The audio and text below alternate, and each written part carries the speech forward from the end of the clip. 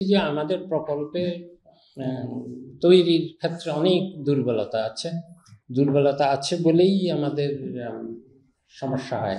প্রধান উপদেষ্টা আজকে বলেছেন যে এই পুরো একনেক সভা করে তো মন ভালো করে যেতে পারলাম না।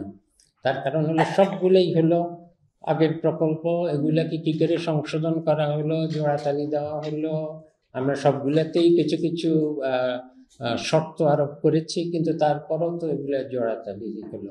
আমি এক এক করে দুই একটা প্রকল্পের উদাহরণ দেখাবো। বৈদেশিক ঋণ নির্ভর প্রকল্প যেগুলো, সেগুলোর এক হলো যে আমরা ঋণ পাওয়া গেলেই ঋণ নেওয়া হবে। এটা প্রথমত নীতিগতভাবে আমরা কোনো অর্থনীতিবিদও এটাকে বলবে না ভালো বিষয়, কিন্তু এটাই হয়ে এসেছে। জনাব মুহিত সাহেব যখন 1970-এর দশকে ইআরডি সেক্রেটারি ছিলেন, পরে অর্থমন্ত্রী ছিলেন না বহু বছর, তখন থেকে এটা প্রচলিত ছিল যে বাংলাদেশের মতো দেশ যত এডিবি, ওয়ার্ল্ড ব্যাংক, আইএমএফ থেকে যত টাকা আদায় করতে পারে তত ভালো। কিন্তু এগুলো আসলে এই ঋণগুলো দিয়ে কি কাজ হয়, কি প্রকল্প হয়, সেগুলোর দিকে খুব বেশি তাকানো হতো না। এমনিতেই আমাদের অনেক বড় বড় অবকাঠামো প্রকল্প তৈরি করতে গিয়ে অনেক বেশি ঋণ নিতে হয়েছে।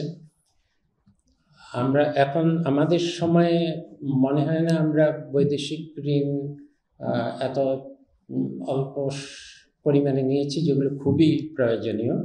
কাজে বা নিট বেড়েছে বলে আমার মনে হয় না।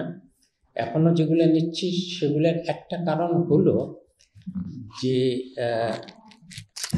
আমরা তো এলডিসি থেকে সম্পূর্ণত দেশ থেকে উত্তরণ হয়ে যাচ্ছে।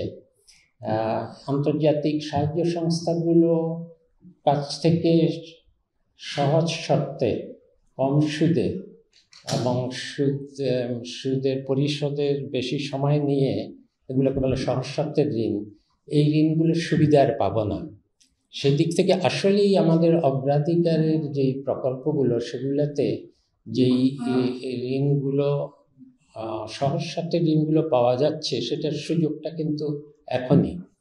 একদিকে আমরা ঋণ সাহায্য বলি আর ঋণ বলি, সহজ শর্তের ঋণ পেলেই যে ভালো, অগ্রাধিকার প্রকল্প না হলে বা আমাদের মন মতো প্রকল্প না হলে প্রথমত আমরা নিতে আগ্রহী নই, খামাখা ঋণের বোঝা বাড়াবো কেন।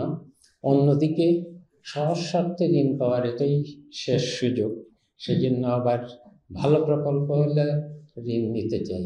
সেদিক থেকে এইবারও কিছু ঋণ নিয়েছি, কিন্তু সবগুলোই এই যে 150 মিলিয়ন, 200 মিলিয়ন, তার মধ্যে আবার অনুদানও আছে, এই ধরনের প্রকল্পগুলি যেগুলো ঋণ নির্ভর নিয়েছে। এর বাইরে বেশি বড় অঙ্কের ঋণ নেওয়ার পক্ষে আমরা ছিলাম না।